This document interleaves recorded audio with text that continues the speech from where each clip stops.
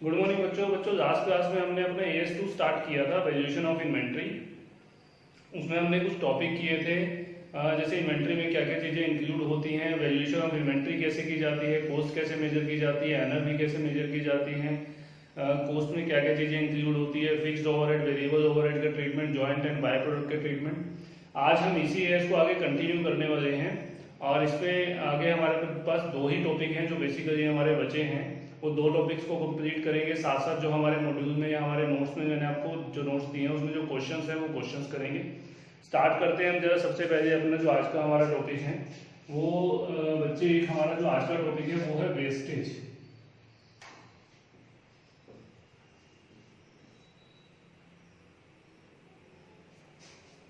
यहाँ पर दो तरह की वेस्टेज है। एक तो है जी नॉर्मल, दूसरी है एबनॉर्मल। दो तरह की वेस्टेज है बच्चों हमारे पास, एक है नॉर्मल, दूसरी है एबनॉर्मल। नॉर्मल वेस्टेज कौन सी है? ऐसी वेस्टेज जो कॉस्ट का पार्ट बन जाती है जी, shall form part of cost. And abnormal wastage कभी भी कॉस्ट का पार्ट नहीं बनती, shall not form part of cost। Normal wastage का कोई अकाउंटिंग ट्रीटमेंट नहीं है जी,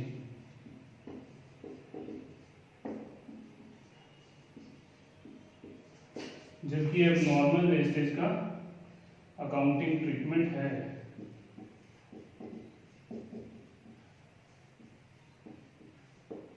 इसकी एक अकाउंटिंग एंट्री है जो हम पास करते हैं, वो एंट्री है जी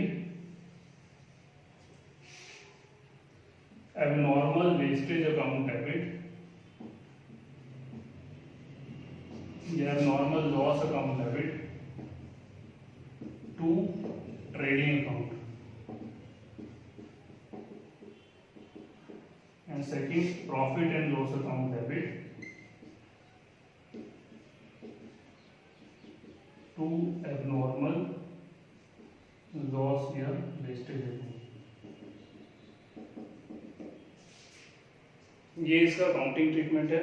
इसको मैं डिटेल से अच्छे से आप लोगों को एक एग्जांपल के थ्रू समझाता हूं। एक एग्जांपल ले लेते हैं हम।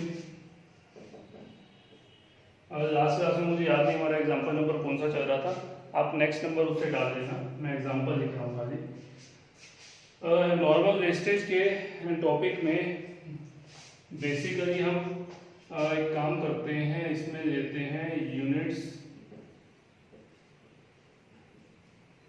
Purchased 1000, purchase price per unit rupees 100। 1000 unit हमने परचेज किए और 100 रुपीज पर यूनिट प्राइस था।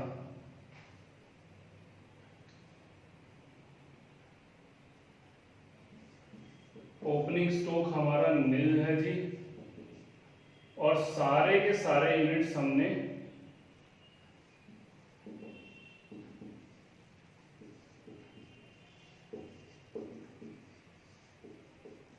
प्रोडक्शन में इंट्रोड्यूस कर दिए। सारे के सारे यूनिट हमने प्रोडक्शन में इंट्रोड्यूस कर दिए। आउटपुट हमारी हुई जी 9000 यूनिट्स। नॉर्मल वेस्टेज थी हमारी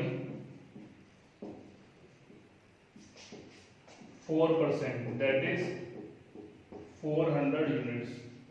नॉर्मल वेस्टेज बच्चे वो वेस्टेज होती है जो हमें एक्सपेक्टेड होती है, विच इज एक्सपेक्टेड मीन्स हमें पता है कि इतने तो हमारे वेस्ट हो ही जाएंगे यूनिट। हमने 10,000 अगर यूनिट मंगवाए हैं तो पहले से ही हमें पता है कि ये यूनिट वेस्ट हो जाएंगे। सॉरी, ये 1000 यूनिट्स हैं तो ये 40 कर देगा, नॉर्मल वेस्टेज हमारी 40 होगी और ये 9 होगी। हमें पता है कि इतने तो हमारे वेस्ट हो ही जाएंगे। और एबनॉर्मल वेस्टेज वो होती है जो हमें पता है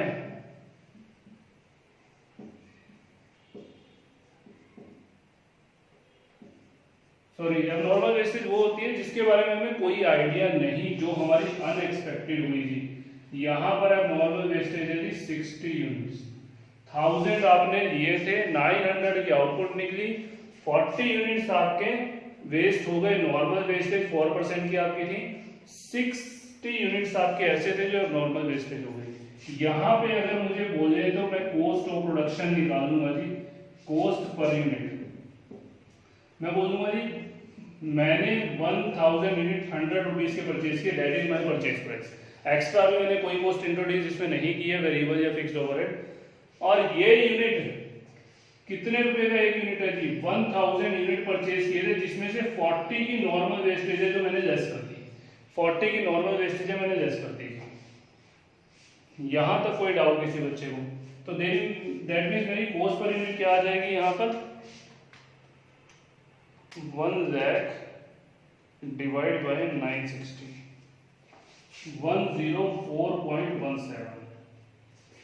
अब आप चेक करें जरा, आपने 100 रुपीज पे गुड्स परचेज किया था, फर्दर कोई भी कॉस्ट इनकर्ड नहीं किया आपने, फिर भी आपकी कॉस्ट पर यूनिट 104.17 आ गई। दैट मीन्स आपके जो नॉर्मल वेस्टेज थी वो इसकी कॉस्ट का पार्ट बन गई। चेक करें आपने 960 यूनिट क्यों डिवाइड करके कॉस्ट निकाला, आपने जो परचेज प्राइस 1000 यूनिट का था उससे डिवाइड किया या एलोकेट किया, 1000 यूनिट के परचेज प्राइस जो आपको 1 लाख रुपीस था उसे आपने एलोकेट किया 960 यूनिट्स को, आपने 40 यूनिट्स को एलोकेट ही नहीं किया कोई प्राइस। दैट मीन्स आप क्या कहना चाह रहे हैं, वो 40 यूनिट्स आपकी कोई भी प्राइस या कॉस्ट बियर नहीं कर रहे हैं। तो अब इस केस में यहां पर हमारी कॉस्ट ऑफ आउटपुट या कॉस्ट ऑफ प्रोडक्शन कितनी होगी जी, 900 यूनिट है, 104.17 आपकी पर यूनिट कॉस्ट है। तो आपके जितने गुड्स यूनिट प्रोड्यूस्ड हुए 900 इंटू 104.17, ये आपका बनेगा जी 93753। और आपकी एबनॉर्मल वेस्टेज भी आएगी जी, ये कितनी आएगी, 60 यूनिट्स इंटू 104.17, 60 इंटू 1, ये बनेगी जी आपकी 6250। इसे भी 50 कर देना, वो राउंड ऑफ के कारण थोड़ा सा हो जाएगा डिफरेंस। तो ये आपका टोटल 10,000 की आपकी कॉस्ट थी, जिसमें से आपकी 93,000 सॉरी 1 लाख की कॉस्ट थी, जिसमें से 93,750 की आपकी कॉस्ट ऑफ प्रोडक्शन हुई। बाकी आपका एबनॉर्मल लॉस है जो कॉस्ट का पार्ट नहीं बनेगा। आपका नॉर्मल लॉस आपकी कॉस्ट का पार्ट बन गया बच्चे, एबनॉर्मल लॉस आपकी कॉस्ट का पार्ट नहीं बना। क्यों? क्योंकि एबनॉर्मल लॉस हमें एक्सपेक्टेड नहीं था, नॉर्मल लॉस एक्सपेक्टेड होता है। अगर आपको पता है कि 4% लॉस होने वाला है तो आपको 960 यूनिट चाहिए तभी आप 1000 मंगवाओगे। अगर आपको 1000 चाहिए तो आप 1050 मंगवाओगे, आपको पता है कि 4% तो लॉस होना ही होना है। That is the normal wastage. Means आपको पता है कि 960 यूनिट मुझे चाहिए, तो 960 यूनिट के लिए आपको पता है कि आपको 1000 मंगवाने पड़ेंगे। That means 1 lakh cost incur करनी पड़ेगी। दैट मीन्स आप पहले से ही जानते हैं कि 960 यूनिट की परचेज प्राइस 1 लाख रुपीस है, तो इसीलिए हमने 960 यूनिट को ही सारी कॉस्ट एलोकेट की। 40 यूनिट जो नॉर्मल वेस्टेज थी हमारी नॉर्मल वेस्टेज, उसको हमने एलोकेट कुछ भी नहीं किया। मैं आपको इसका ट्रेडिंग अकाउंट भी आगे बनाकर दिखाता हूँ। ये आपने नोट कर लिया तो ठीक है, नहीं किया तो अगर आप 2 मिनट लगाकर इसे नोट कर लें, मैं आपको ट्रेडिंग अकाउंट फिर इसका बनाकर दिखाता हूँ।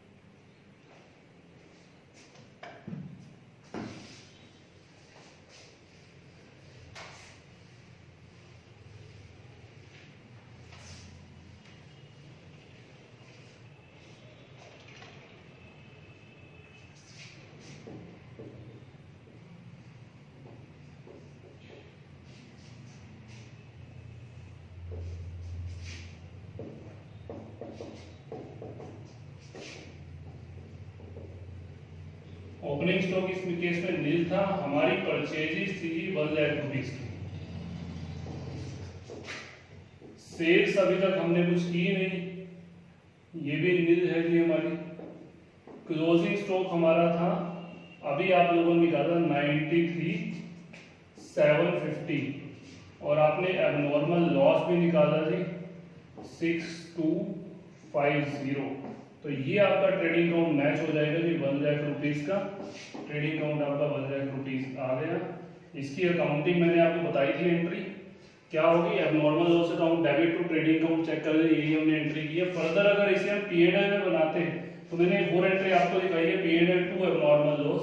तो यहाँ पे आप अपना लॉस बुक करेंगे जी 6,250 का। जीपी आपका नील था तो यहाँ भी जीपी नील ही होगा, तो आपका नेट लॉस आ जाएगा जी 6,250। इस तरह से ट्रीटमेंट होगा बच्चों एबनॉर्मल लॉस का, कि आपने 6,250 का एबनॉर्मल लॉस हुआ तो ये आपका लॉस हो जाएगा, जिसे आप अपने पास यहाँ पर बुक्स में रिकॉर्ड करेंगे। नॉर्मल लॉस को हमने कहीं भी रिकॉर्ड नहीं किया, वो इस क्लोजिंग स्टॉक और एबनॉर्मल लॉस दोनों की कॉस्ट में ऐड हो गया जी। ये क्लियर है।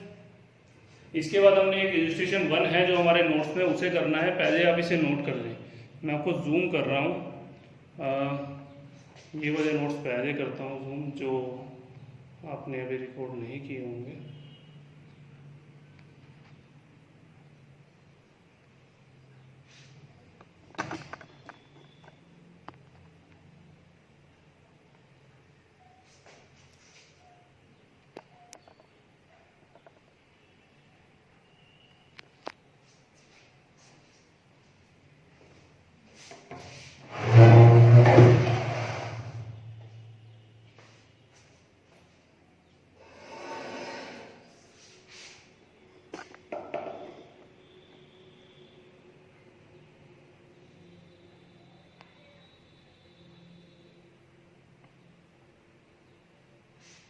ये आपको क्लियरली विजिबल होगा।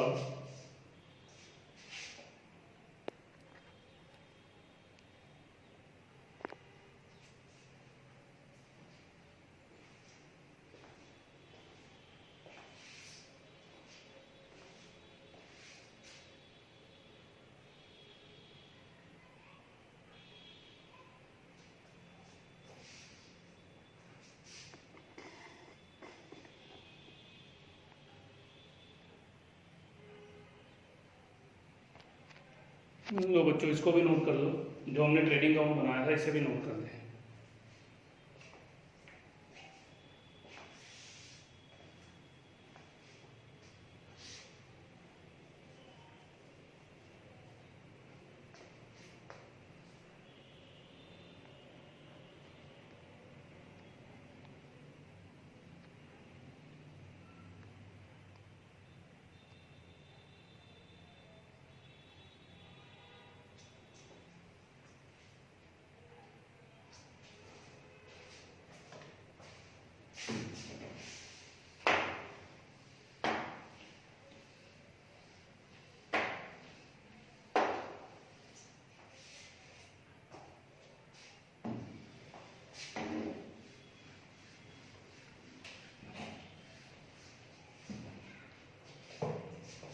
चलो, इलस्ट्रेशन 1 हमारे नोट्स में है, उसे इलस्ट्रेशन 1 को ओपन कर लें जरा, देखें जरा।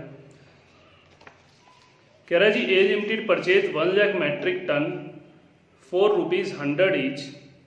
इसने एक रॉ मटेरियल परचेज किया है जी 1 लाख मैट्रिक टन, यूनिट्स है मैट्रिक टन।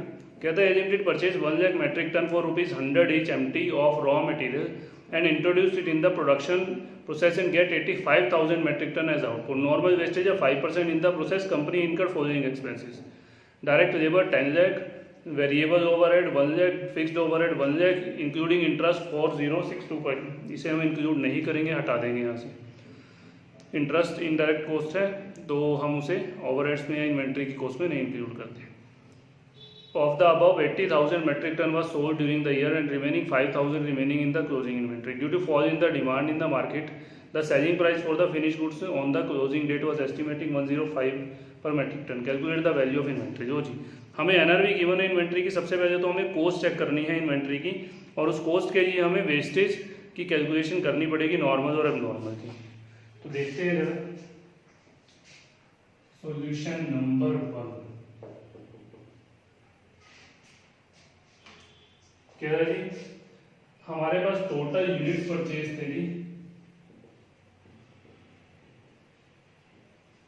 1 लाख, तो रॉ मटेरियल टोटल हमारा हुआ जी 1 लाख यूनिट है, पर यूनिट की कॉस्ट 100 है, तो दैट मीन्स 1 करोड़ हो गए जी। नॉर्मल वेस्टेज है हमारी 5%, that means 5000 units. Actual wastage हुई 1 लाख यूनिट माइनस 85,000 आपकी आउटपुट हुई, तो एक्चुअल वेस्टेज आपकी हुई जी 15,000 units. That means abnormal wastage आपकी हुई है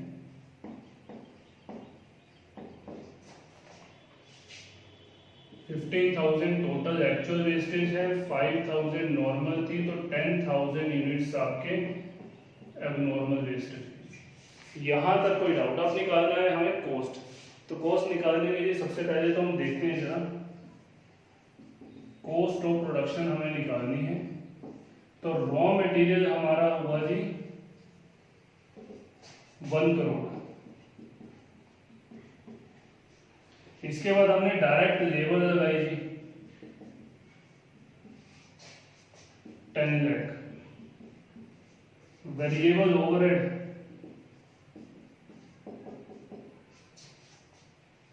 1 लाख, फिक्स्ड ओवरहेड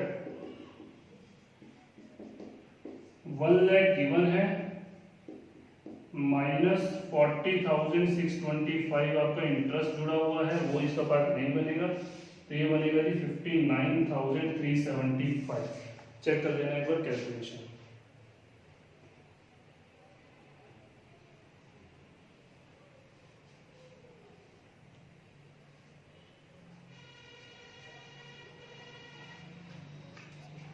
तो आपकी टोटल कॉस्ट बनी बच्चों 1 crore 10 lakh 11 lakh 59,000, 1 crore 11 lakh 59,375।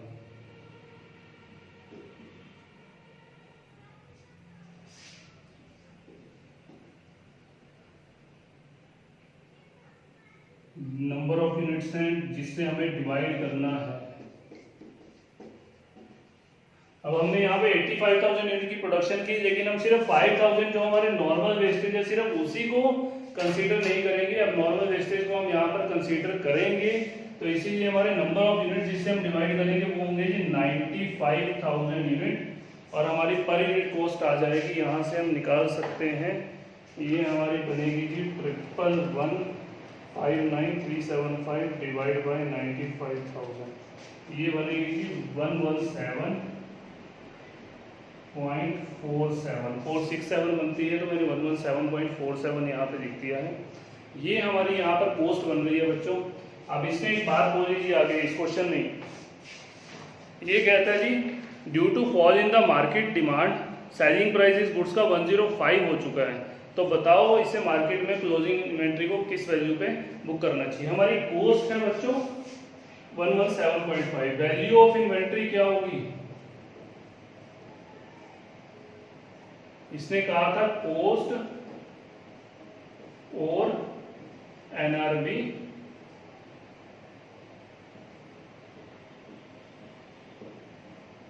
Which ever is lower. Cost है आपकी 117.47, एनआरबी है 105 ही है ना, 105, तो दैट मीन्स आपकी वैल्यू ऑफ इन्वेंट्री क्या होगी जी 105 इंटू कितने यूनिट्स आपके इन्वेंट्री में बचे हैं आज 5,000 इंटू 5,000, ये आपकी वैल्यू ऑफ इन्वेंट्री होगी। तो आप इसे चेक कर सकते हैं कितना बनता है ये हमारा 105, 100, 5,000, 5,000, 25,000, 5,000, 25,000।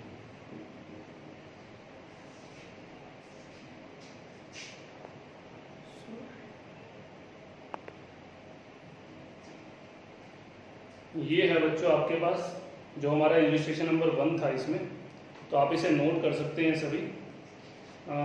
इसके बाद हम अपना एक नेक्स्ट इलस्ट्रेशन करते हैं, इलस्ट्रेशन नंबर 3 जो मैं आप लोगों को करवा रहा हूँ यहाँ क्लास में। इसके बाद इलस्ट्रेशन नंबर 2 आपका होमवर्क है, 4 आपका होमवर्क है, 5 आपका होमवर्क है, 6 आपका होमवर्क है। 1 और 3 में यहाँ आप लोगों को करवाऊँगा।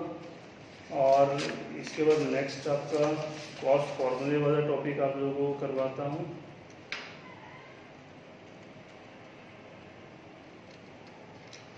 वन और 3 में आप लोगों को यहाँ करवाऊँगा। कॉस्ट फॉर्मूले वाला टॉपिक इसके बाद हम लोग करेंगे और हमारा ये चैप्टर ख़त्म हो जाएगा। तो आप फटाफट से इसे नोट कर लीजिएगा।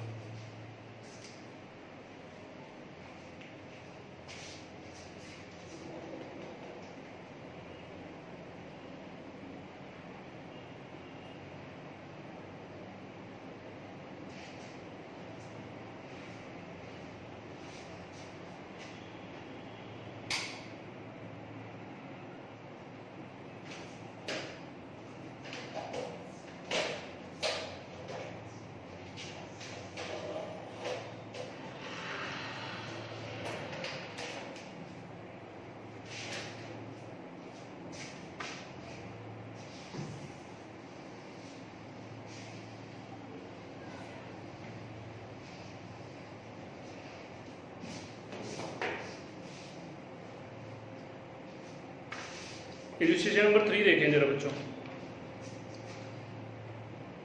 हमें ओपनिंग इन्वेंट्री गिवन है फिनिश गुड्स की 1000, रॉ मटेरियल की 1100 यूनिट, उनका अमाउंट भी गिवन है।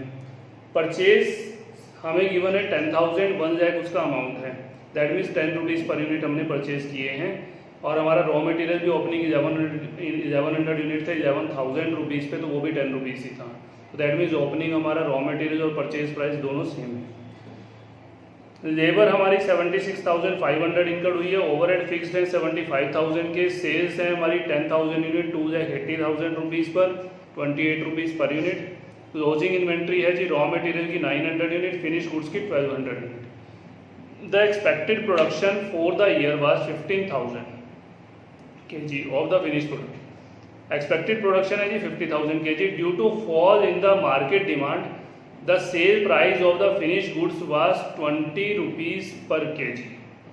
The replacement cost of the raw material was 9.5 rupees per kg on the closing day. You are required to calculate the closing inventory.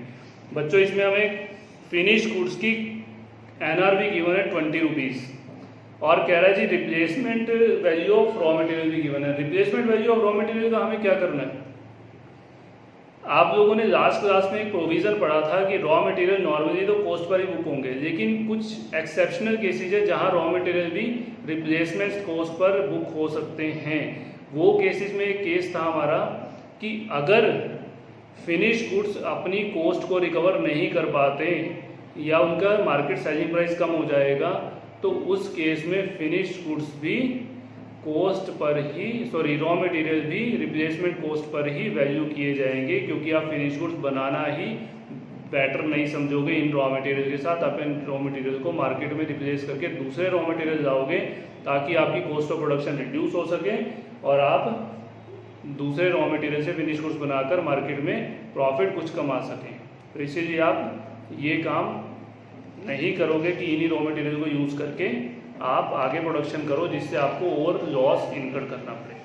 तो इसीलिए यहाँ पर सबसे पहले तो हमें चेक करना पड़ेगा जी, एक प्रोविजन तो ये जो मैंने आपको बताया। दूसरा, हमें एक्सपेक्टेड प्रोडक्शन गिवन है 15,000 यूनिट और finish goods fixed overhead given है 75,000 यूनिट। तो एक हमें ये भी चेक करना पड़ेगा कि हमारी एक्चुअल प्रोडक्शन भी एक्सपेक्टेड के बराबर है या एक्सपेक्टेड से ज़्यादा है। अगर हमारी एक्चुअल प्रोडक्शन कम है तो याद है फिक्स्ड ओवरहेड किस बेसिस पे एब्जॉर्व करने हमने लास्ट क्लास में बात की थी बच्चों, अगर एक्चुअल प्रोडक्शन कम है नॉर्मल से तो हम नॉर्मल के बेसिस पे ही फिक्स्ड ओवरहेड को एब्जॉर्व करेंगे और उसे एलोकेट करेंगे नॉर्मल के बेसिस पे ही। तो पहले तो हम चेक करते हैं जी हमारी प्रोडक्शन कितनी है। इसने बोला है जी हमने सेल किए हैं 10,000 यूनिट फिनिश गुड्स के, 1200 हमारे आज भी क्लोजिंग में हैं और ओपनिंग फिनिश गुड्स हमारे कितने हैं जी 1000। तो दैट मीन्स आपकी प्रोडक्शन कितनी होगी, आपकी प्रोडक्शन कितनी होगी,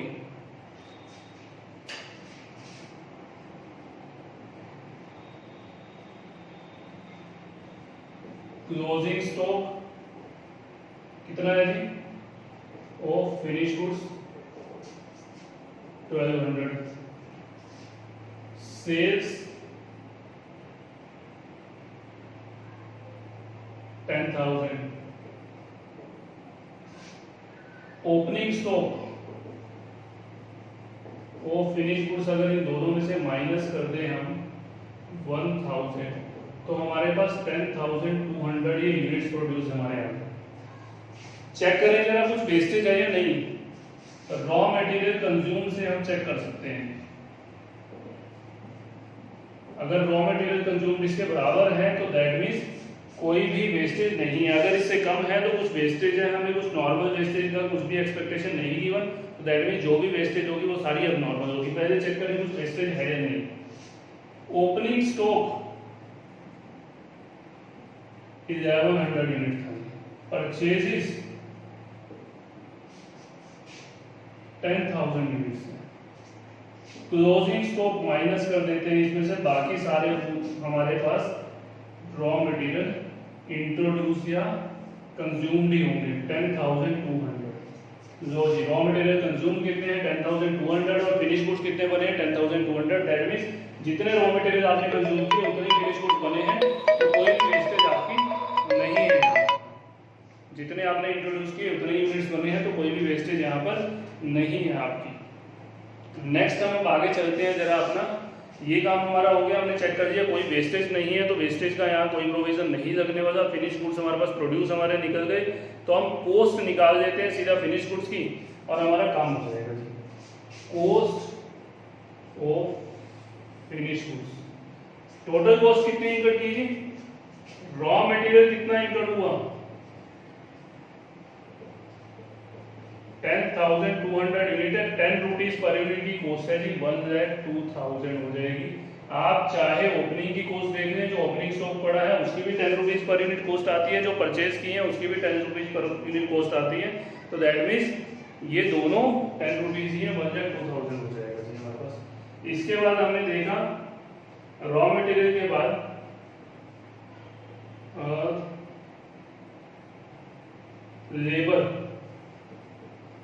लेबर आपकी इंक्लूड हुई 76,500।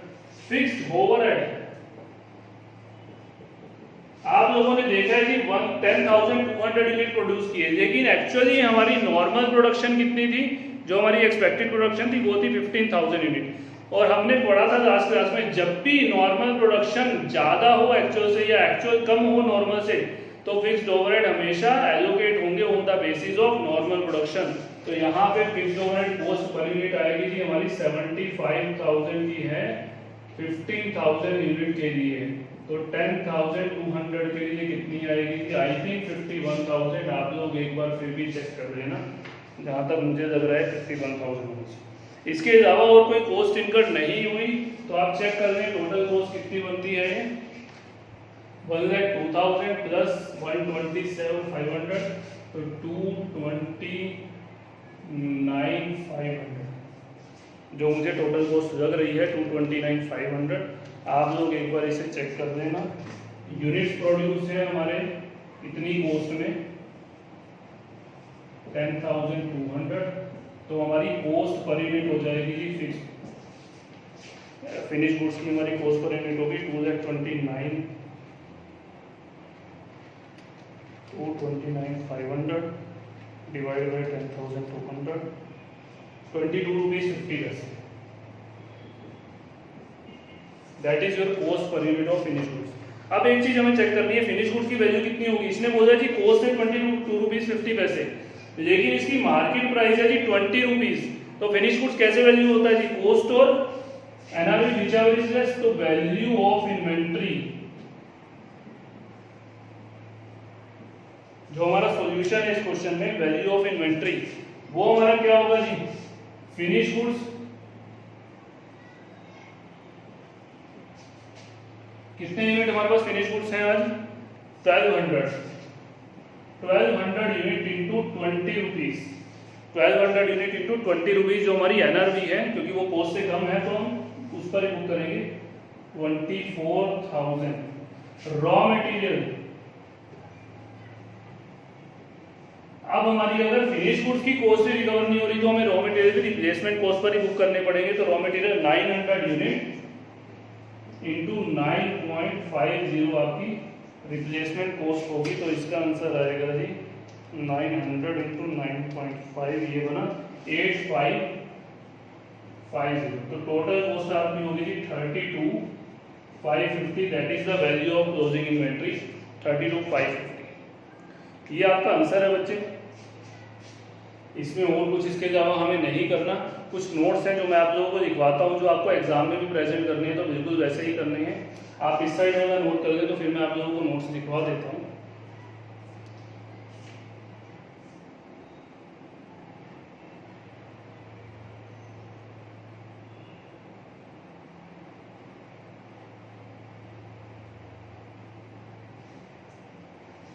चलो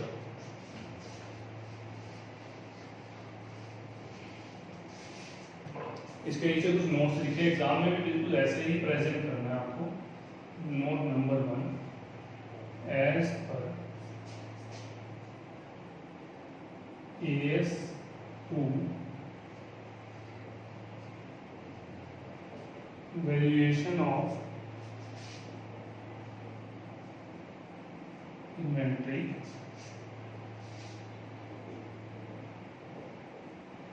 finished goods are valued at cost or NRV, या हम लिखें net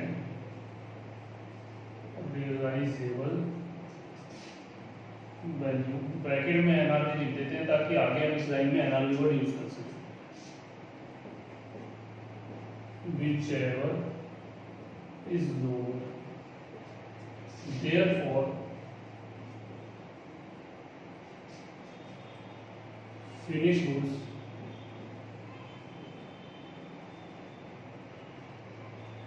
are valued at its NRV, that is ₹20 per unit. Note number 2, further, एक बार आपने यस का नाम लिख दिया तो आपको दोबारा से इसका नाम और नंबर लिखने की जरूरत नहीं है, एक नोट में लिखना बहुत है और बाकी प्रोविजन इसके ही है, तो आपको बार बार इसमें नाम लिखने की जरूरत नहीं है, सीधा ही further if finish goods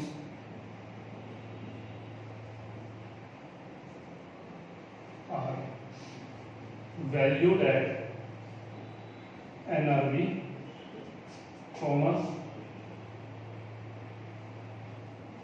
raw material shall be valued at its replacement cost, therefore raw material is valued at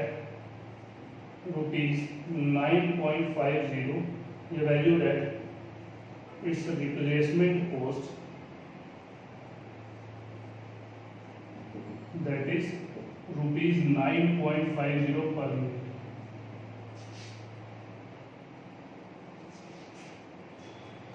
इस तरह से बच्चों आपको नोट्स लिखने हैं, इसमें प्रेजेंट करना है। एग्जाम में अगर आप ये नोट्स नहीं लिखेंगे, क्वेश्चन ऑलरेडी 5 नंबर का या 4 नंबर का आता है, और अगर आप ये नोट्स नहीं लिखेंगे तो आपके 1 से 2 नंबर काट लिए जाएंगे। तो इसीलिए नोट्स लिखना बहुत जरूरी है। आप लोग इसे नोट कर लें, उसके बाद हम अपने नेक्स्ट कंसेप्ट पे चलते हैं और इस चैप्टर को, इस एएस को कंसोलिडेट करते हैं।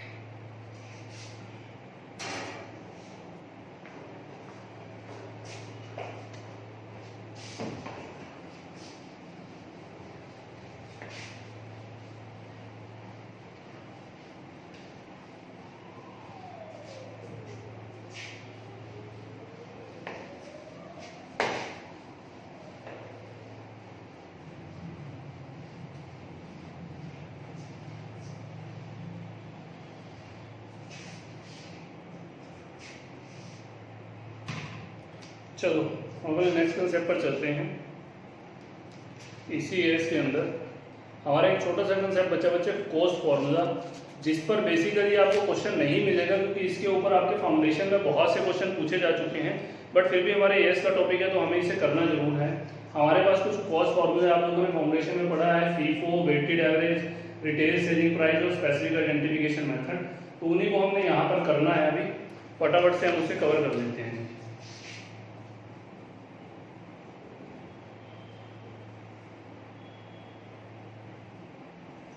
कॉस्ट फॉर्मूलास, आप इसे method of valuation of inventory भी बोल सकते हैं, कॉस्ट फॉर्मूला भी बोल सकते हैं। हमारा एएस इसे कॉस्ट फॉर्मूला बोलता है, तो मैंने भी आपको कॉस्ट फॉर्मूला ही बोला है।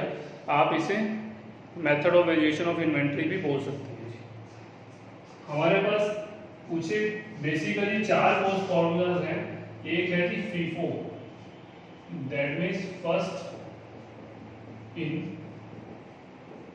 First out. सेकंड है जी हमारा weighted average,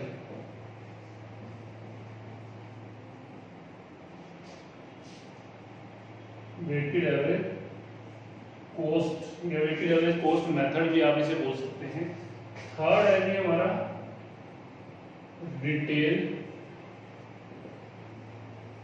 sale price method बोलते हैं। And fourth one is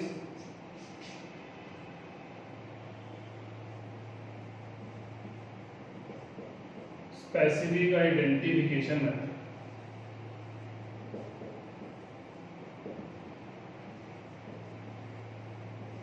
या फिर आप इनके आगे मेथड ना लगाएं तो specific identification, retail sale price, इस तरह से आप नाम बोल सकते हैं। चाहे तो इसके आगे आप मेथड भी लगा सकते हैं क्योंकि इन्हें method of valuation of inventory भी बोला जाता है, तो आप इसके आगे भी मेथड लगा सकते हैं। ठीक है, इसके आगे भी आप लगा सकते हैं फीफो मेथड। फीफो मेथड का मतलब क्या होता है जी? ये कहते हैं जो पहले आया वो पहले बिकेगा। तो इस केस में इन्वेंट्री क्या होगी जी? Last purchase,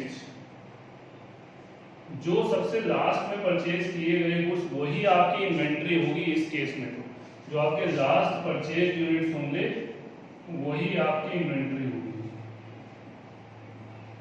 weighted average cost method की अगर हम बात करें, ये कहता है कि कॉस्ट हम पर यूनिट निकालेंगे जी। ये कहता है कॉस्ट पर यूनिट आप निकालेंगे, वो कैसे? कहता है कि टोटल परचेज प्राइस, जितने भी यूनिट परचेज किए, या फिर अगर आप प्रोड्यूस कर रहे हैं तो टोटल प्रोडक्शन कॉस्ट भी बोल सकते हैं इसमें, divide by number of units purchase और number of units produced.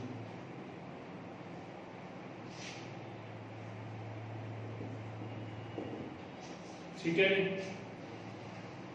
Retail sale price मतलब यहाँ तो वेटेड एवरेज में तो क्या कहता है जी, बिल्कुल सीधा सीधा जितना टोटल परचेज प्राइस है, आपने 10 बार यूनिट परचेज किए, 10 बार कितना अमाउंट टोटल पे किया, 10 बार प्रोड्यूस किए तो कितना अमाउंट टोटल कॉस्ट उसकी थी प्रोडक्शन की, वो total divide by total number of unit, चाहे आप जितनी बार मर्जी परचेज करते हैं, ये इकट्ठा एक वेटेड एवरेज उसकी निकाल देता है। 20 वेट्स लग जाएंगे इसके ऊपर।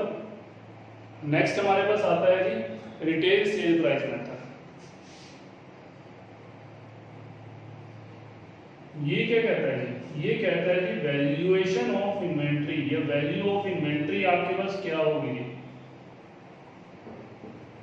Sale price of inventory minus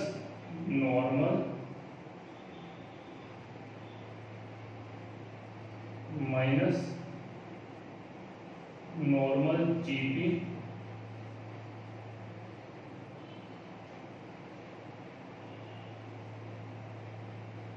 upon above sale price.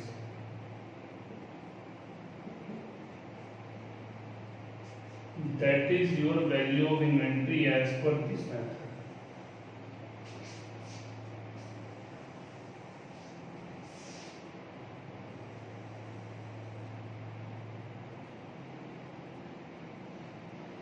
ये कहता है जी आपकी, ये बेसिकली लगता कहाँ है, जहां रिटेल सेल प्राइस मतलब रिटेल बिजनेस है, जैसे करियाना कन्फेक्शनरी या फिर जनरल स्टोर मनियारी वगैरह के सामान जहां मिलता है, वहां पर इतने यूनिट्स हैं कि उनका कॉस्ट एक एक यूनिट की मेंटेन करना बहुत मुश्किल है। तो वो क्या देखते हैं कि आज जो इन्वेंट्री इसका सेल प्राइस बता दो जी। जैसे करियाने में तो चीनी दालों के रेट्स रेगुलरली चेंज हो रहे हैं, तो जब भी हम उसकी वैल्यू करते हैं तो सीधा उठाते हैं उनका सेल प्राइस।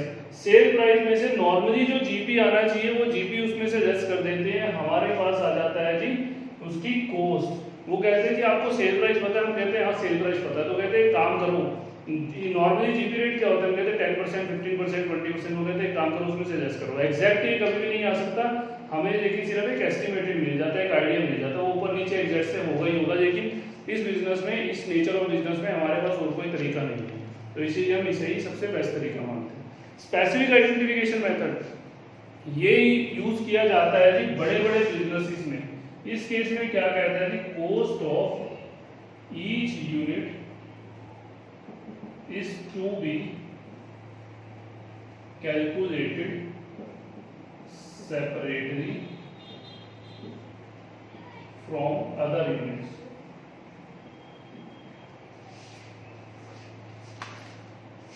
ये क्या कहता है जी, ये बेसिकली यूज किया जाता है ऐसे बिजनेस में जहां ईच एंड एवरी यूनिट अपने आप में एक सेपरेट है, जैसे एयरक्राफ्ट बनाने का यूनिट या फिर एयरक्राफ्ट बनाने का, या फिर आप कहें कि बड़े बड़े और गुड्स जैसे शिप्स या यास्ट,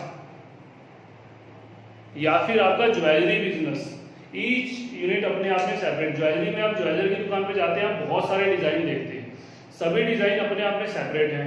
फिर आपको उसी डिजाइन के अंदर कोई डिजाइन पसंद आ गया तो उसमें आप अपने जितना आपको वेट की या जितने आपकी परचेजिंग पावर है उसके अकॉर्डिंग आप वेट, उतने वेट की आप ज्वेलरी उससे बनवाते हैं। वहां जो डिजाइन पड़ा हो सकता है कि वो ज्यादा या कम वेट का हो, आपको उससे डिफरेंट वेट चाहिए आपकी परचेजिंग पावर के अकॉर्डिंग, तो आप उसके अकॉर्डिंग गुड्स बनवाते हैं। तो ज्वेलरी बिजनेस भी ऐसा है जहां पर कस्टमर की अकॉर्डिंग गुड्स बनाए जाते हैं।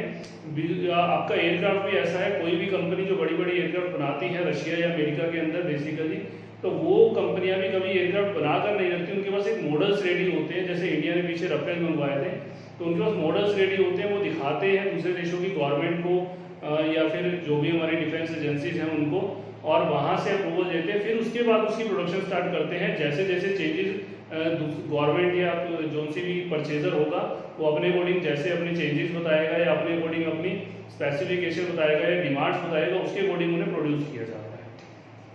तो ये ऐसे यूनिट्स में ही लगता है जहां पर अभी केसेस में हर यूनिट की अपने आप में एक सेपरेट कॉस्ट है। आपने एक यूनिट आज बनाया, सेम दूसरा यूनिट भी 2 साल बाद अगर आप बनाओगे तो भी उसकी कॉस्ट चेंज हो जाएगी। तो इसी केसेस में आप क्या करते हैं जी, आप यहाँ यूनिट्स बनाकर नहीं रखते, तो कहता है जी जो भी यूनिट बना तो उसकी बनाने की जो एक्चुअल कॉस्ट हुई वही हम उसकी उठाएंगे, ईच यूनिट को सेपरेटली मेजर करेंगे। कोई भी यूनिट आइडेंटिकल नहीं है, तो इसीलिए आप कोई भी फीफो या वेटेड एवरेज मेथड नहीं यहाँ लगा सकते। क्लियर है जी? ये हमारे टॉपिक है बच्चों कॉस्ट फॉर्मूला। हमारे चैप्टर में लगभग कंसेप्ट सारा खत्म है, हमने सिर्फ डिस्क्लोजर्स नोट करने हैं। आप इसे नोट कर लें, मैं आप लोगों को डिस्क्लोजर्स भी दिखवा देता हूँ।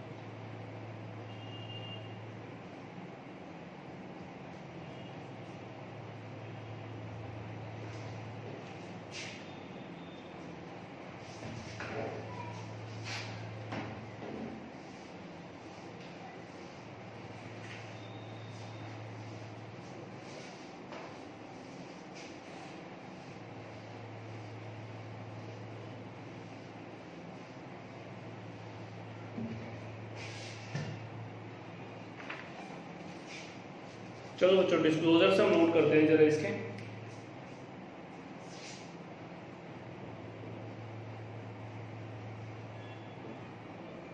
Number 1 accounting policies applied. आपने अकाउंटिंग पॉलिसी क्या अप्लाई की है, किस चीज के लिए? For valuation of inventory. ये आपको डिस्क्लोज करना है अपनी बैलेंस शीट के साथ या फाइनेंशियल स्टेटमेंट के साथ ही आपको डिस्क्लोज करना है कि मीन्स और आपने cost to NRV whichever is less use किया है, एनआरवी यूज की है, रिप्लेसमेंट कॉस्ट यूज की है, रॉ मटेरियल के लिए या रॉ मटेरियल के लिए भी कॉस्ट यूज की है, आपको बताना पड़ेगा। सेकंड, कॉस्ट फॉर्मूला कौन सा यूज किया ये भी आपको बताना पड़ेगा। फीफो किया, वेटेड एवरेज किया, स्पेसिफिक आइडेंटिफिकेशन किया, रिटेल सेल्स किया, ये आपको बताना पड़ेगा। क्लासिफिकेशन ऑफ इन्वेंट्री भी देनी पड़ेगी। आपकी बैलेंस शीट में जितनी भी इन्वेंट्री है, क्लोजिंग स्टॉक है, उसकी क्लासिफिकेशन देनी पड़ेगी कि फिनिश गुड्स कितने हैं। आपको नोट्स में इस तरह से बताना पड़ता है कि फिनिश गुड्स कितने हैं, WIP कितने हैं, रॉ मटेरियल कितने हैं, टूल्स एंड स्पेयर्स कितने हैं, ये सब आपको बताना पड़ता है। ये आपकी क्लोजिंग इन्वेंट्री इस तरह से निकलती है। ये आपके डिस्क्लोजर है बच्चे, चैप्टर हमारा खत्म है। मैं नोट्स में से एक क्वेश्चन और हम कर सकते हैं। हमारे टोटल 6 क्वेश्चन हैं, 3 क्वेश्चन हम यहाँ कर लेते हैं, 3 आपको होमवर्क दे देते हैं। क्वेश्चन नंबर 4 एक हम कर सकते हैं। क्वेश्चन नंबर 4 हम यहाँ पर कवर कर देते हैं, तो उससे आपके पास बाकी सिर्फ 3 क्वेश्चन बचेंगे और बहुत इजी क्वेश्चन बचेंगे। जो भी इसमें अच्छे क्वेश्चन थे वो मैं आप लोगों को क्लास में ही कवर करवा रहा हूँ। क्वेश्चन नंबर 4 देखें जरा। कहता है the closing inventory at cost of a company amounting to 2,84,700। The following items were included at the cost in the total 400 coats which had cost ₹80 each and normally sold at ₹150 each. Owing to defect in the manufacture, they were all sold after the balance sheet date at 50% of their normal price, selling expenses amounting to 5% of the proceed. कह रहा है जी closing inventory है जिसकी cost है 284,700। इसमें कुछ items include हैं। कौन कौन सी? एक तो 400 कोट है हमारे पास जिनकी कॉस्ट 80 ईच है और सेलिंग प्राइस नॉर्मली 150 का, लेकिन डिफेक्ट होने के कारण वो अपने सेलिंग प्राइस पे से 50% कम पर बेचे जाएंगे बैलेंस शीट डेट के बाद। That means balance sheet date पे इसकी एनआरवी हमें पता है कितनी है जी, 75 रुपीज़। 150 का नॉर्मल सेलिंग प्राइस है, उसका 50% में बेचे जा रहे हैं, तो दैट मीन्स 75। लेकिन उसके 75 पर बेचने के बाद भी 5% एक्सपेंसेस इनकट करने पड़ेंगे। दैट मीन्स ये भी और कॉस्ट कम हो जाएगी, नेट सेलिंग प्राइस तो और कम होगा जी इसका। इसके बाद कहता है जी 800 स्कर्ट्स हैं हमारे पास जिनकी कॉस्ट है 20 ईच, ये भी डिफेक्टिव है। Remedial work in April cost ₹5 पर स्कर्ट, ₹5 पर स्कर्ट पे रेमेडियल वर्क करना पड़ेगा, तो दैट मीन्स इसकी जो मार्केट में एनआरवी होगी वो और ₹5 कम हो जाएगी। सेलिंग एक्सपेंसेस हैं इसके टोटल 800, मतलब अगर 800 स्कर्ट है तो टोटल 800 है, ₹1 पर यूनिट सेलिंग एक्सपेंस होगा। देवर सोल्ड एट 28 ईच, 28 इसका नॉर्मल सेलिंग प्राइस है, लेकिन उसके लिए आपको ₹5 इनकट करने पड़ेंगे आपके रेमेडियल वर्क के, तो दैट मीन्स 23 इसका नेट सेलिंग प्राइस हो जाएगा। लेकिन ₹1 पर यूनिट आपको सेलिंग एक्सपेंस भी करने पड़ेंगे, तो आपका ₹22 नेट सेलिंग प्राइस हो जाएगा। इसकी कॉस्ट 20 है, तो ये कॉस्ट पर ही आपका बुक रहेगा, क्योंकि इसका एनआरवी 22 है, तो इसीलिए आप इसे तो कॉस्ट पर ही बुक करेंगे। लेकिन जो पहले वाले आपके हैं उस वो कॉस्ट से कम पर आ जाएंगे। तो अभी देखते हैं जरा इस क्वेश्चन में सॉल्यूशन नंबर 4। इसमें सबसे पहले तो हमारे 400 कोट्स हैं। पहले तो हम इन सबकी कॉस्ट और एनआरवी निकाल देते हैं। कॉस्ट है इसकी ₹80 ईच, ये ₹80 पर यूनिट। एनआरवी कितनी है इसकी, ये कहता है जी 150 के 50% पे बिकेगा, दैट मीन्स एनआरवी इसकी अगर हम निकालें तो सेलिंग प्राइस है इसका 150 इंटू 50%, दैट मीन्स जी 75, माइनस उसके लिए कुछ एक्सपेंसेस इनकट करने पड़ेंगे जी, ₹75 का 5%, ये कितना बनेगा जी 3.75 आई थिंक। तो दैट मीन्स आपकी कॉस्ट होगी 71.25 पर यूनिट, सॉरी एनआरवी होगी 71.25 पर यूनिट, और आपकी कॉस्ट कितनी है ₹80, तो that means value of what क्या होगी 71.25 पर यूनिट आपकी वैल्यू ऑफ कॉस्ट होगी जी। तो आपको इसमें रिडक्शन इन कॉस्ट कितना होगा जी,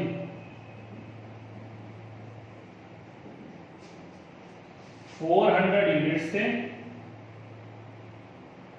या फिर आप पर यूनिट निकाल सकते हैं 8.75 पर यूनिट, इतना आपको कॉस्ट में रिड्यूस करना पड़ेगा। आपकी बुक्स में इन्वेंट्री कॉस्ट पर है ₹80 पर है, लेकिन आपकी एक्चुअल वैल्यू 71.25 आती है, क्योंकि एनआरवी कम है, तो आपको 8.75 पर यूनिट इसकी कॉस्ट में से रिड्यूस करना पड़ेगा, ताकि बुक्स में एनआरवी पर बुक की जाए। सेकंड हमारा इसमें टॉपिक था जी 800 स्कर्ट्स का।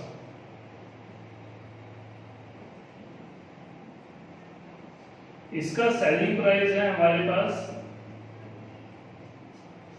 कॉस्ट है इसकी पहले अगर हम लें तो ₹20 पर यूनिट, सेलिंग प्राइस है हमारे पास दिया हुआ है 28 per unit,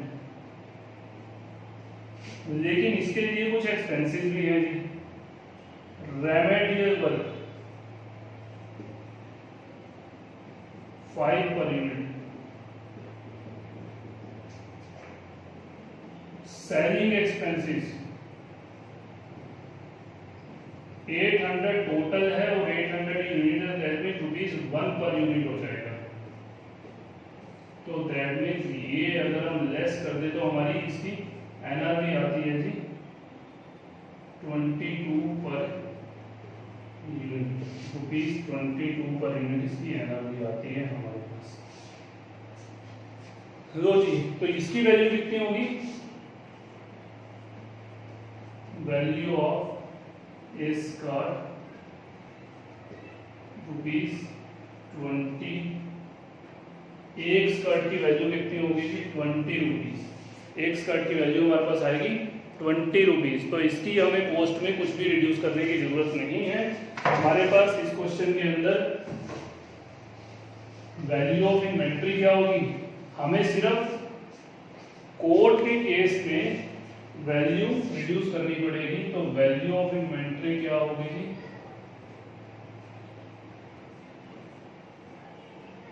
cost of inventory है हमारी 284,700, माइनस रिडक्शन होगा जी इन वैल्यू ऑफ 400 कोड्स, उनकी वैल्यू में कितना रिडक्शन होगा, एक की 8.75 है तो 400 की कितनी होगी, ये होगी 9×36 3500, तो आपकी वैल्यू ऑफ इन्वेंट्री बनेगी 281,200। That is your value of inventory, जो इस क्वेश्चन का आपका आंसर होगा जी 281,200। लो जी बच्चों, ये हमारे 3 क्वेश्चन हो गए, क्वेश्चन नंबर 2, 5 और 6, टोटल 6 ही क्वेश्चन है। क्वेश्चन नंबर 2, 5 और 6 आपका होमवर्क है, आपको ये तीनों घर से करने हैं। आज की क्लास में इतना ही है बच्चों, मैं 2 मिनट देता हूँ, आप लोग इसे नोट कर सकते हैं, तो आप लोग इसे नोट कर लें, फिर हम यहाँ क्लास को खत्म करते हैं।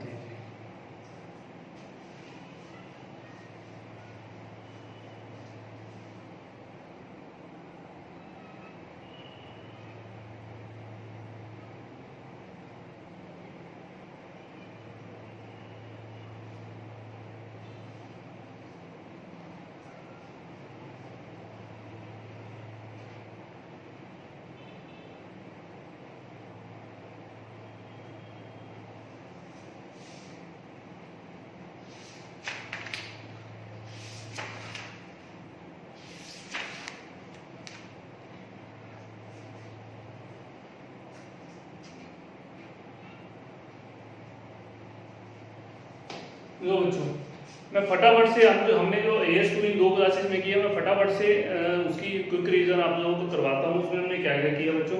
सबसे पहले तो हमने देखा कि वैल्यूएशन ऑफ इन्वेंट्री, अगर ये जो हमारा AS है इसमें इन्वेंट्री में क्या क्या इंक्लूड होता है, हमें पता लगा fixed over finish goods, work in progress, raw material और टूल्स एंड स्पेयर्स, ये हमारे इन्वेंट्री की पार्ट हैं। टूल्स एंड स्पेयर्स के बारे में हमने पढ़ा था कि अगर स्पेसिफिक प्रॉपर्टी प्लांट इक्विपमेंट की डेफिनेशन में आते हैं तो ये AS10 में कवर्ड होंगे, ये हमारी प्रॉपर्टी प्लांट इक्विपमेंट होगी, या आप कहीं तो फिक्स एसेट होगी। अगर ये AS10 की डेफिनेशन में, प्रॉपर्टी प्लांट इक्विपमेंट की डेफिनेशन में नहीं आते तो हमारे AS2 में वैल्यूएशन ऑफ इन्वेंट्री में यहाँ कवर हो जाएंगे, दैट मीन्स इन्वेंट्री का पार्ट होंगे। इसके बाद हमने वैल्यूएशन ऑफ इन्वेंट्री में किया था जी raw material, WIP, finish goods, इनको अलग अलग हमने बात की थी जी। फिनिश गुड्स तो हमेशा कोस्ट और NRV whichever is lower पर आएंगे, WIP भी कोस्ट और NRV whichever is lower पर आएगा, जिसमें कोस्ट कैसे निकाली जाती है और एनआरवी कैसे निकाली जाती है ये हमने देखी थी। सेलिंग प्राइस, एनआरवी निकाली जाती थी, सेलिंग प्राइस में से अगर कॉस्ट ऑफ सेल लेस करते तो हमारी नेट रियलाइजेबल वैल्यू आ जाएगी। मींस आज हम क्या रियलाइज कर सकते हैं इससे, अगर हम इसे फ्यूचर में 100 रुपए में बेचेंगे और उसके लिए हमें 20 रुपए इनकट करने पड़ रहे हैं, तो दैट मीन्स हमारी एनआरवी 80 रुपीज की है। फर्दर आगे इनकी कॉस्ट कैसे निकालेंगे जी। कॉस्ट निकालने के लिए हमने बातें की थी, इसमें 3 हमने कहा था जी, कॉस्ट ऑफ परचेज प्राइस जो भी होगा, प्लस उसमें नॉन रिफंडेबल टैक्सेस और ड्यूटीज लाइक इंपोर्ट ड्यूटी हमारी ऐड हो जाएगी जी। उसके बाद हमने देखा था जी कॉस्ट ऑफ कन्वर्जन, हमने कहा था कन्वर्जन करने के लिए, दैट मीन्स रॉ मटेरियल को फिनिश गुड्स में कन्वर्ट करने के लिए हमें 3 तरह की कॉस्ट इनकट करनी पड़ती है। सबसे पहले था जी फिक्स्ड ओवरहेड, दूसरे नंबर पर था वेरिएबल ओवरहेड, तीसरे नंबर पर था joint and by product. Fixed overhead के अंदर हमने देखा था जी, फिक्स्ड ओवरहेड में हमें देखना था कि ये इसमें नॉर्मल प्रोडक्शन और एक्चुअल प्रोडक्शन को कंपेयर करना था कि किस बेसिस पे इसे एब्जॉर्ब किया जाए या किस बेसिस पे एलोकेट किया जाए। तो हमने उसमें देखा था अगर नॉर्मल प्रोडक्शन ज़्यादा है, एक्चुअल प्रोडक्शन कम है, नॉर्मल को भी हम अचीव नहीं कर पाए हैं, तो हम एक्स्ट्रा कॉस्ट का बर्डन कस्टमर के ऊपर नहीं डालेंगे, नॉर्मल के बेसिस पे एलोकेट करेंगे, बाकी हमारा नॉर्मल लॉस बुक हो जाएगा। लेकिन अगर नॉर्मल प्रोडक्शन कम है, एक्चुअल ज़्यादा है, तो दैट मीन्स आपने ओवर यूटिलाइजेशन या हम कहीं प्रॉपर यूटिलाइजेशन ऑफ रिसोर्सेज किया, आपने नॉर्मल से ज़्यादा किया, अच्छा किया है, तो आप उसमें अपनी कॉस्ट रिड्यूस करेंगे, कस्टमर को बेनिफिट प्रोवाइड करेंगे, तो उसमें आप एक्चुअल प्रोडक्शन के बेसिस पे एलोकेट करेंगे। वेरिएबल ओवरहेड तो हमेशा एक्चुअल के बेसिस पे एलोकेट होने, लेबर भी वेरिएबल ओवरहेड के साथ ही है जी, एक्चुअल के बेसिस पे एलोकेट होगी। जॉइंट और बाय प्रोडक्ट में हमने बात देखी थी, 2 तरह के प्रोडक्ट है बच्चे इसमें, एक है जॉइंट प्रोडक्ट, एक है बाय प्रोडक्ट। जॉइंट प्रोडक्ट होते हैं जहां आपने एक ही प्रोसेस के अंदर 2 प्रोडक्ट बना दिए और आपकी दोनों बनाने की इंटेंशन है। जैसे पेट्रोलियम के अंदर 3 प्रोडक्ट बनते हैं आपके, पेट्रोल, डीजल एंड एलपीजी, ये तीनों बनाने की इंटेंशन है, तीनों ही मेन प्रोडक्ट हैं जो हमारी कंपनियां पेट्रोलियम कंपनी बनाती हैं, उन तीनों की मेन प्रोडक्ट ये तीनों ही हैं, जो तीनों ही बेचते हैं। इसके अलावा जॉइंट प्रोडक्ट को हम प्रोसेस एक है तो कॉस्ट ऑफ प्रोडक्शन भी इकट्ठी निकलेगी, लेकिन उसे एलोकेट करना पड़ेगा हर एक प्रोडक्ट में सेपरेट। तो वो कैसे एलोकेट करेंगे, जो भी आपके जॉइंट प्रोडक्ट है उनकी सेल्स वैल्यू देखेंगे, जो आपने जॉइंट प्रोडक्ट प्रोड्यूस की है उस प्रोडक्शन प्रोसेस में उसकी टोटल सेल्स वैल्यू देखेंगे और सेल्स वैल्यू की रेशियो के बेसिस पे एलोकेट कर देंगे आप जितनी टोटल प्रोडक्शन को अलग अलग जॉइंट प्रोडक्शन। इसके बाद हमने देखा था जी बाय प्रोडक्ट। बाय प्रोडक्ट क्या होते हैं बच्चे, जो ऐसे प्रोडक्ट जो वेस्टेज निकल जाते हैं मेन प्रोसेस में। लाइक अगर हम पेट्रोलियम की बात करें, क्रूड की बात करें, जहाँ से हमारे 3 जॉइंट प्रोडक्ट निकले थे, कौन कौन से, पेट्रोल, डीजल और एलपीजी। वहाँ से हमारी पेट्रोलियम जेली निकलती है जो आप लोग सर्दियों में यूज करते हैं कोल्ड ड्रिंक के रूप में। तो ये पेट्रोलियम जेली आप लोगों की बाय प्रोडक्ट है। बाय प्रोडक्ट को हम नॉर्मली कॉस्ट नहीं निकालते, बाय प्रोडक्ट का हम एनआरबी निकालते हैं और उसी पर उसे बुक करते हैं। मीन्स जो आज रियलाइज हो जाएगा उसी पर उसकी इन्वेंट्री शो करते हैं।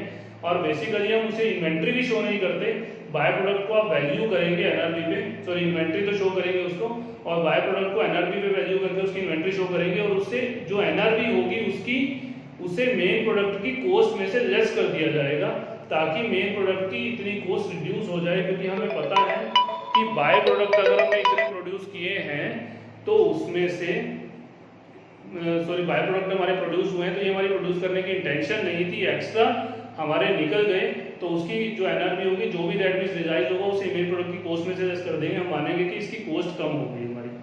तो जी ये तो हमारे पास था हमारा फिनिश गुड्स और डब्ल्यूआईपी का। रॉ मटेरियल हमने कहा था हमेशा कॉस्ट पर ही आता है, लेकिन कॉस्ट के लिए भी हमारे पास 2 एक्सेप्शन थी जहां वो कॉस्ट पर नहीं आता, रिप्लेसमेंट कॉस्ट पर आता है। वो था कि अगर फिनिश गुड्स ही अपनी कॉस्ट से कम पर बिक रहे हैं, दूसरा कि अगर रॉ मटेरियल डैमेज हो चुका है इस हद तक कि वो प्रोडक्शन में यूज ही नहीं हो सकता तो भी हमें उसे रिप्लेस करके दूसरा लाना पड़ेगा। तो इन दोनों केसेस में हम रॉ मटेरियल को रिप्लेसमेंट कॉस्ट पर बुक करेंगे। इसमें एक हमारा बचा था अदर कॉस्ट वाला, जो हम फिनिश गुड्स में कॉस्ट की बात कर रहे थे। उसमें अदर कॉस्ट में अदर एंसिलरी कॉस्ट है कुछ भी हमारी, जैसे फ्रेट इनवर्ट, ट्रांसपोर्टेशन, इंश्योरेंस कराना परचेज गुड्स का, रास्ते के लिए ट्रांसिट इंश्योरेंस, ये उसकी कॉस्ट का पार्ट बन जाएंगे। तो ये लोडिंग अनलोडिंग ये भी कॉस्ट का पार्ट बन जाएंगे। तो ये हमने किया था बच्चों लास्ट क्लास में, जो हमने आज की क्लास में किया था उसको भी हम फटाफट से रिवाइज कर देते हैं। हमने आज किया एक वेस्टेज, नॉर्मल और अब नॉर्मल वेस्टेज हमने देखा कि कॉस्ट का पार्ट बन जाती है और अब नॉर्मल वेस्टेज कॉस्ट का पार्ट नहीं बनती। हमने इसका एग्जाम्पल भी किया था तो आपको अच्छे से होगा। नॉर्मल वेस्टेज की अकाउंटिंग भी होती है, नॉर्मल वेस्टेज की कोई अकाउंटिंग नहीं होती, वो सीधा ही कॉस्ट में ऐड हो जाती है, तो उसका कोई अकाउंटिंग ट्रीटमेंट हम नहीं करते। नेक्स्ट हमने किया था जी कॉस्ट फार्मूलास। कॉस्ट फार्मूला में हमने 4 तरह के फार्मूले किए थे। FIFO means first in first out, जो पहले आया वो पहले बिकेगा, जो लास्ट में आया वही इन्वेंट्री में बचेगा। तो कॉस्ट ऑफ इन्वेंट्री इसमें निकालने के लिए जो लास्ट परचेज गुड्स होते हैं उन्हीं की आप परचेज प्राइस ले लेते हैं, आपकी कॉस्ट ऑफ इन्वेंट्री आ जाती है। या फिर लास्ट प्रोड्यूस गुड्स होते हैं उनकी प्रोडक्शन कॉस्ट ले लेते हैं, कॉस्ट ऑफ इन्वेंट्री आ जाती है। वेटेड एवरेज में आपने क्या देखा था जी, जो भी टोटल आपने यूनिट प्रोड्यूस की या परचेज की divide by total unit produce या परचेज की जो आपकी एक्चुअल कॉस्ट है divide by number of unit जो आपने प्रोड्यूस या परचेज की उससे डिवाइड कर देंगे, आपकी weighted average cost per unit आ जाएगी। नेक्स्ट आपने देखा था रिटेल सेल प्राइस, जो रिटेल बिजनेस में चलता है वहां पर हमें कॉस्ट नहीं पता होती तो हम क्या करते हैं जी, हम वहां पर रिटेल सेल प्राइस वाले में हमें कॉस्ट नहीं पता तो हम उसमें नॉर्मल सेलिंग प्राइस दे देते हैं जो भी हमारी इन्वेंट्री बची है उसका, और माइनस उसमें से नॉर्मल जीपी रेट के अकॉर्डिंग जीपी लेस कर देते हैं। फॉर एग्जांपल हमारे पास इन्वेंट्री बची है, हम कहते हैं कि इन्वेंट्री का normal selling price 10 lakh rupees है और हम 10% जीपी कमाते हैं, तो दैट मीन्स 1 लाख इस पर जीपी होगा और आप इसमें से 1 लाख लेस करेंगे तो आपका बचा हो जाएगा बाकी 9 लाख इसमें, तो आपका 9 लाख आपकी कॉस्ट होगी। आप इसे ही कॉस्ट ऑफ इन्वेंट्री दिखाएंगे। नेक्स्ट होगा जी आपका specific identification method. Specific identification method क्या होगा बच्चे आपका, इसमें आप देखेंगे जी कॉस्ट जो ईच यूनिट की होगी वो सेपरेटली कैलकुलेट की जाएगी, हर एक यूनिट से सेपरेट होगी। ये बड़े बड़े जहाँ यूनिट्स होते हैं वहाँ पर या ईच जहाँ पे आइडेंटिकल यूनिट्स नहीं होते, सभी यूनिट अपने आप में डिफरेंट होते हैं, जैसे मैंने आपको बताया ज्वेलरी बिजनेस में या एयरक्राफ्ट में या यास्ट वाले बिजनेस में। तो ये हमारे कॉस्ट फॉर्मूला थे बच्चे। इसके बाद हमारा एक डिस्क्लोजर बचता है। हमने बात की थी कि डिस्क्लोजर में तो हमें क्या क्या डिस्क्लोज करना है, सॉरी यहाँ पर नहीं लिखा हुआ, हमें क्या क्या डिस्क्लोज करना है। एक तो हमें हमारा कॉस्ट फार्मूला क्या यूज किया वो हमें डिस्क्लोज करना है, हमारी वैल्यूएशन पॉलिसी क्या है, जो हमने अकाउंटिंग पॉलिसी यूज की है वो हमें डिस्क्लोज करना है, और क्लासिफिकेशन ऑफ इन्वेंट्री देनी है कि फिनिश गुड्स कितने हैं WIP कितनी है, रॉ मटेरियल कितनी है और लूज टूल्स कितनी है। इस तरह से हमें क्लासिफिकेशन अलग अलग से देनी है। बैलेंस शीट में हम टोटल प्रेजेंट करते हैं, लेकिन क्लासिफिकेशन हमें नोट्स में अलग से देनी होती है। ये बच्चों हमारा AS2 था, जिसे हमने टोटली कंसेप्ट सारे कवर किए इन 2 क्लासेस में, और हमने कुछ 3 क्वेश्चन भी इसके किए, कुछ एग्जांपल्स हमने कंसेप्ट के साथ साथ किए। इसे आप अच्छे से कवर कर लेना। इसके कुछ 3 इलस्ट्रेशन है जो मैं आपको नोट्स प्रोवाइड किए हैं, उसके अंदर ये 3 इलस्ट्रेशन है इसकी जो आपको करने हैं, आपके होमवर्क है। फर्स्ट, थर्ड एंड फोर्थ मैंने करवा दिए हैं, तो सेकंड, फिफ्थ एंड सिक्स्थ आप लोगों ने करने हैं। तो आज के लिए इतना ही इस क्लास में। नेक्स्ट क्लास में हम मिलते हैं हमारे नेक्स्ट अकाउंटिंग स्टैंडर्ड के साथ।